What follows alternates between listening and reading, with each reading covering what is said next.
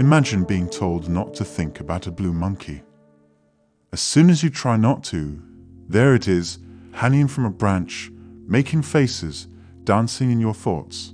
That's our minds being their tricky selves, just like when someone says, "Don't look," and the first thing you do is turn your head to see.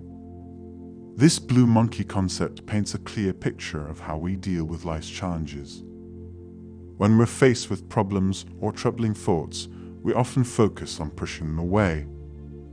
"I don't want to think about that right now," we tell ourselves. But just like that blue monkey, the more we try to avoid these thoughts, the bigger and more persistent they become. And isn't that a curious thing about human nature? We might have all the distractions in the world, movies, books, hobbies, and even work. But those nagging thoughts, fears, and anxieties always find a way to creep back in. It's like having an itch we can't quite reach, no matter how much we stretch our arms. Philosopher Alan Watts tapped into this idea with the backwards law. In simpler terms, it's the idea that sometimes our efforts can backfire. The harder we try to achieve something, the more elusive it becomes. Imagine running on a treadmill, putting in all the effort, but staying in the same place. Many of us live our lives in this constant chase.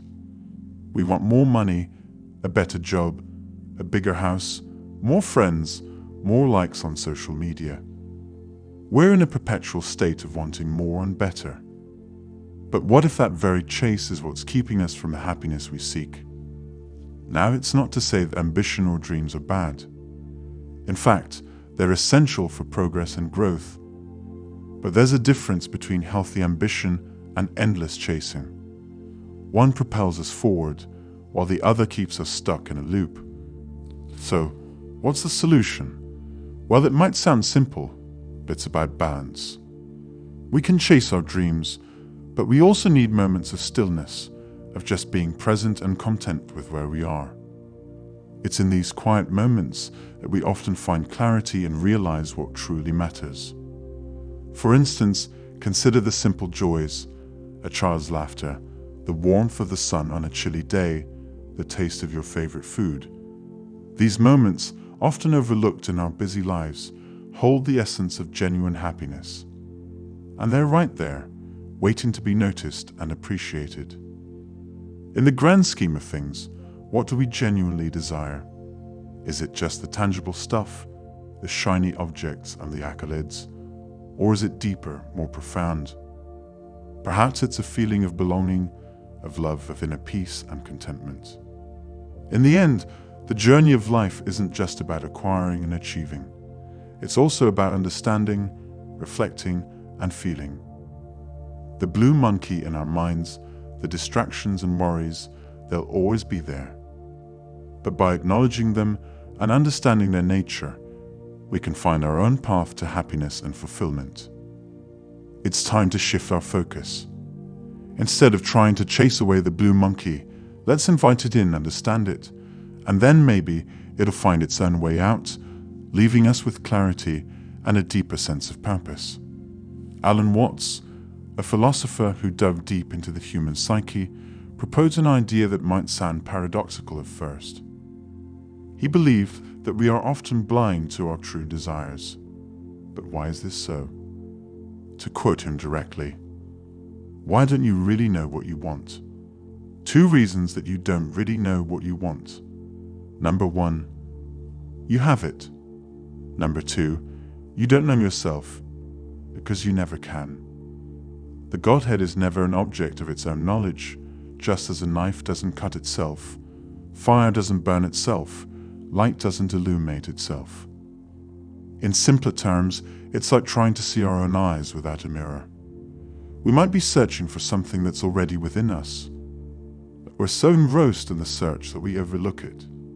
It's as if we've been wearing glasses on our head while scouring the room looking for them. And here lies the paradox. Is it possible that the very act of searching blinds us from what we're seeking? And if we're endlessly searching for something indefinable, why are we so compelled to keep looking? Humans have an innate tendency to believe that happiness or fulfillment lies in external achievements.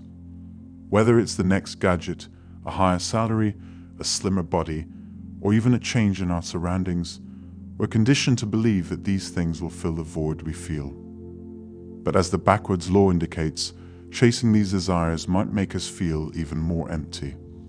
Let's use a simple analogy. Imagine you're on a journey to find a hidden treasure called happiness. You believe it's buried somewhere far, say, beneath a mountain. The further you believe it is, the more daunting the journey feels. With every step you take, the weight of not having found it yet grows heavier. Pursuing something only reinforces the fact that you lack it in the first place. The more you desperately want to be rich, the more poor and unworthy you feel, regardless of how much money you actually make. It's like running on a treadmill thinking you're covering miles. The more effort you put in, the more you realize you're still in the same spot. And the higher you set your goals, the more distance you feel between your current self and the ideal self. But what if instead you set a more attainable goal? What if the treasure was not beneath a mountain, but just a few steps away, right in your backyard? Would the journey still feel as taxing? Yet, the human nature is puzzling. Despite understanding this, we often set sky-high benchmarks for ourselves. We shoot for the stars, and in doing so, we sometimes forget to appreciate the beauty of the moon. It's as if we believe the harder the journey, the more valuable the treasure. But is that really the case? It might seem irrational for us to continue seeking more, especially when it becomes clear that this very act intensifies our discontent. But perhaps that's just a testament to our innate human spirit, the drive to always strive, to always push boundaries. The challenge lies in balancing this drive with an understanding and appreciation for the present. The ideas of the German philosopher Arthur Schopenhauer delve deep into the human psyche and the constant restlessness we feel. Let's explore and expand upon these profound thoughts. Have you ever wondered why we constantly want more, never feeling truly satisfied with what we have? Why there's always a new goal, a new desire, a new need? Schopenhauer provides an intriguing perspective on this. He believed that at our core, we are driven by something he termed the will to live, or simply the will. It's not a desire to merely exist, but an insatiable urge to thrive, to chase, to strive. This will is like a never-ending engine, always pushing us forward, but never really letting us settle. Schopenhauer's view paints the will as somewhat of a double-edged sword. On one side, it's the reason behind our survival, our accomplishments, and our advancements.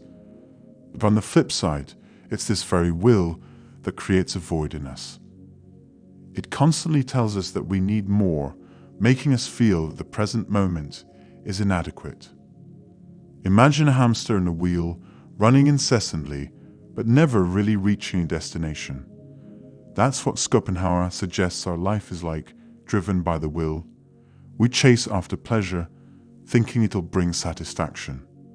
But once achieved, the pleasure fades, and we find ourselves back at the start, looking for the next thing to pursue. To use Schopenhauer's own words, thus also every keen pleasure is an error and an illusion, for no attained wish can give lasting satisfaction. It's a profound thought, the idea that our most intense joys are fleeting, and perhaps even deceptive. But it doesn't end there. Schopenhauer further delves into the conundrum of the will. He suggests that this relentless drive, this eternal thirst, is precisely what prevents us from attaining true happiness. The more we listen to the will, the more we distance ourselves from contentment. So, how do we escape this cycle? Schopenhauer proposes a radical solution: to negate or suppress the will. Only by doing so can one achieve true peace, a state of being where there's no yearning, no striving, just serene existence. It's a state of true contentment where we appreciate the present for what it is, without any desires clouding our view. He describes this enlightened state beautifully. He does not store, and therefore he has a superabundance. He looks solitary, but has a multitude around him. In his conducting of himself, he is easy and leisurely, and wastes nothing. He does nothing, and laughs at the clever and ingenious. Men all seek for happiness, but he feels complete in his imperfect condition. In essence, Schopenhauer's philosophy invites us to step back, to pause and reflect.